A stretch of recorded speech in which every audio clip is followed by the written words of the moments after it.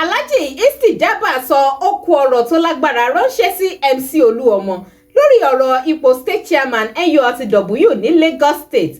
Eléyìí mà tún lékè ńkà o. Ṣẹ́yìn èèyàn mi rántí wípé ọ̀rọ̀ ipò state chairman yìí ló ti dá rúgúdù lẹ̀ nínú ẹgbẹ́ NURTW ní Lagos State especially. Kódà ọ̀rọ̀ ọ̀hún ti di fàùnfà láàrin Tafasego àti MC Olúọmọ.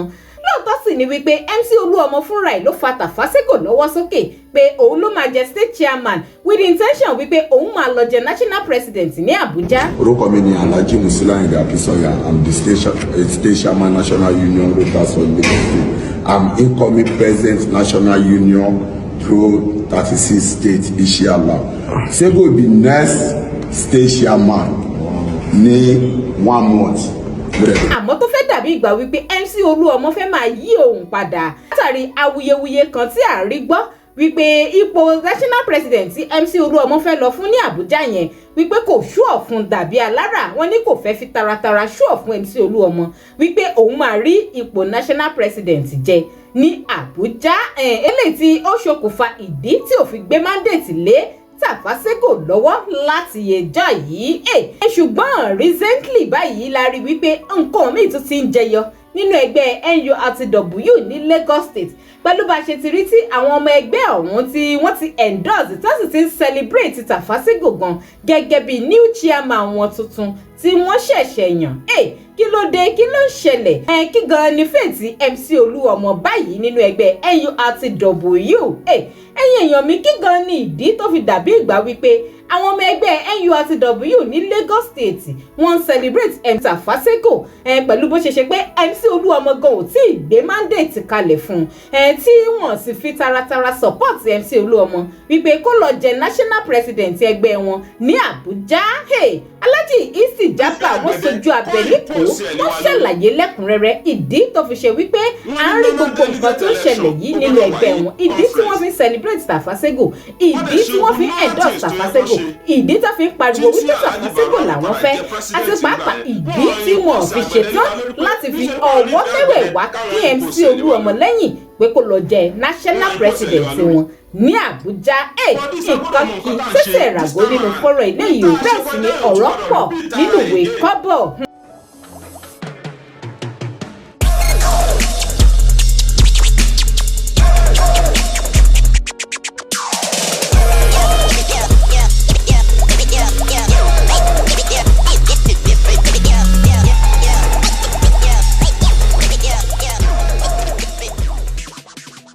Èèyàn mi káàbọ̀ sórí ìkànnì Digi-Naija Television. Ṣé láàfíà ni mo bá yín? Tẹ́yin bá ṣe wá ń darapọ̀ mọ́ mi, tẹ́ bá ṣe ń wò mí fún ìgbà àkọ́kọ́, ẹ máa bá mi tẹ subscribe button tó wà lábẹ́ fídíò yìí.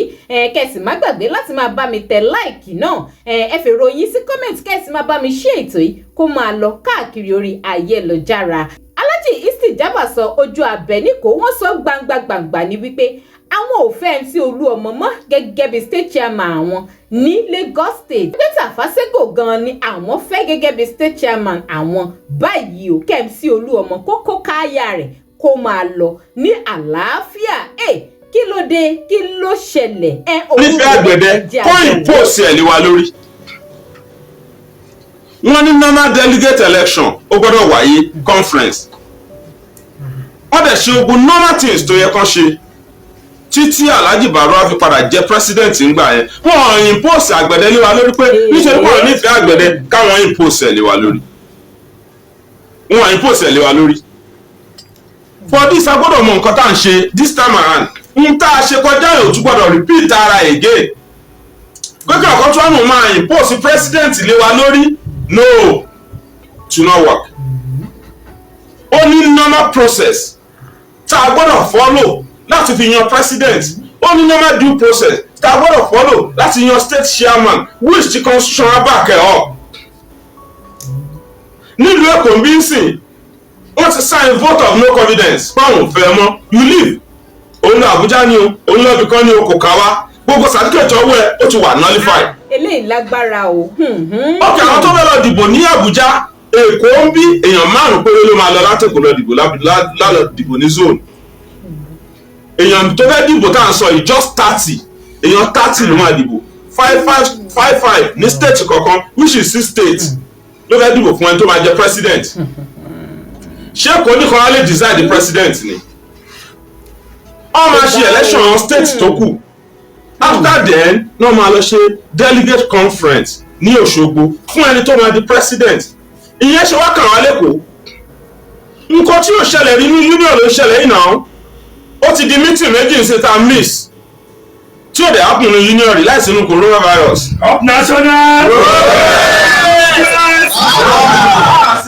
àsínú covid first meeting a lè ṣe nítorí pé àyàn náà rẹ́dí àti sanwó mọ́ àwọn ò lè bẹ́ẹ̀ ṣe second meeting a ṣe nítorí pé àyàn náà àwọn ò lè sanwó mọ́ Alhaji Musa Asego dẹ̀ tún advice wa pé kábẹ́ẹ̀sì lọ sanwó wa padà pé gbogbo nǹkan máa dùn wọ́n máa gbéjọba ilẹ̀ fún àwọn ní normal time tó ń promise parí pé nǹkan yóò dùn èmi ò mọ reason táwọn èèyàn fi ń tan ọ̀gá wa jẹ the former state chairman bí ẹ fẹ́ lọ jẹ president ẹ fẹ́ lọ jẹ president kí lẹ ṣe fún wa nílùú Èkó gan tẹ́ fi wọ́ọ̀tà sí lọ jẹ president bóyá ń tàn yín èmi ò mọ o bóyá wọn ò tàn yín I don't know because wọ́n máa ṣe election ni person like me ń sìn I'm one of the state exco before kọ́ wá fún mi state exco ń sìn pé mo wà nínú àwọn state exco tó fẹ́ lọ dìbò fún yín èmi ò ní dìbò ẹlú ìsìnkú tèmi èmi ò lè dìbò fún yín o.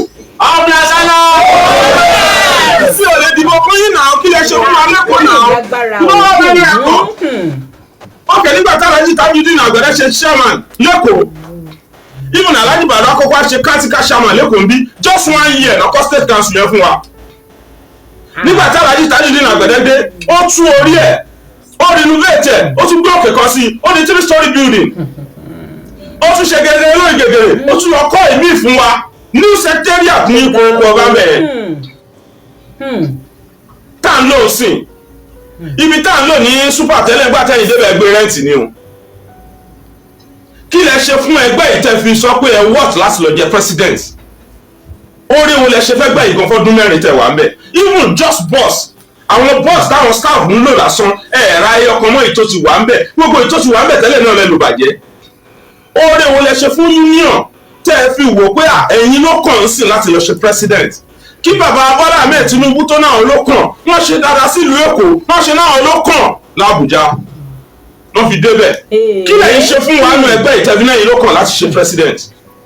ọ̀pẹ̀ṣọ́nà ẹni fẹ́ ṣe president kò kàn wá o àwọn ò dá sí o I'm not the one of the people to fẹ́ vote fún yín mo ṣe ní ẹ̀wà lọ́kì wọ́n lè try ẹ̀wọ̀ kọ́tẹ̀ fún mi ní state exco kọ́ lọ fún mi ní state exco kí wọ́n wà náà tó fẹ́ dìbò fún yín mi ní dìbò fún yín o because ẹ̀wà capable. ọ̀gbìn aṣáná capable ẹ lọ jókòó ara yín jẹ́ kí tó kù sí ni ká ẹ máa tọrọ àforíjì ogun òkàtẹ́ ti ṣe fáwọn èèyàn ẹ ti ṣe nǹkan fún wa gan iṣẹ́ kẹ̀kẹ́ ẹ mú ẹ̀dùn sínú àpò yín ọlọ́kadà ẹ̀dùn sínú àpò yín ẹ pọ́kẹ̀tì wa for the whole 3 or 4 years tá a lò committee la fi operate gbogbo àwọn ọmọlọ́mọlá fìyà jẹ ṣé yẹn náà lásán fẹ́ máa continue àdé náà fẹ́ yín mọ́ everybody wá ti sign fún yín pé àfẹ́ yín mọ́ ẹ máa lọ. bí mo ṣe ń sọ lọ a ti sọ pé àfẹ́ Alhaji Musiliu Ayinde Akinsanya ní state chairman lẹ́kọ̀ọ́ bímọ torí everybody ti sign vote of no confidence. ó ga o. reason is this àwọn kan lè máa purọ́ tàn àwọn èèyàn wọ́n àwọn kan tó ń ṣe fídíò wọ́n ní certificate kan lọ́wọ́ wọ́n ní certificate second time lord there is nothing like that. acting president ò wá ṣe election second time fún yín election second time kan náà wá ṣe before ẹ ti lọ sí park and garage lẹ́wà presently ń gbà yẹn wọ́n wá dá yín padà officially sínú NURTW òun ni nǹkan tí wọ́n á ṣe lẹ́kọ̀ọ́.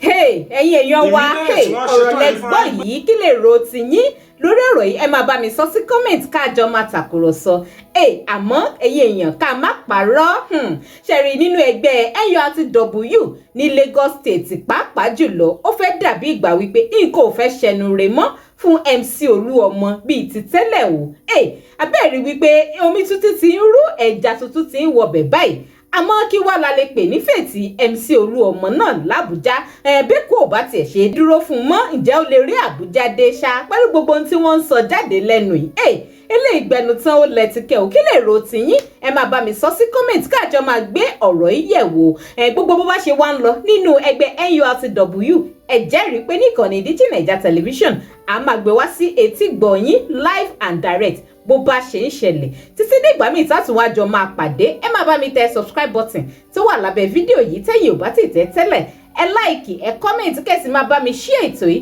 kó máa lọ káàkiri ẹ ṣé púpọ̀.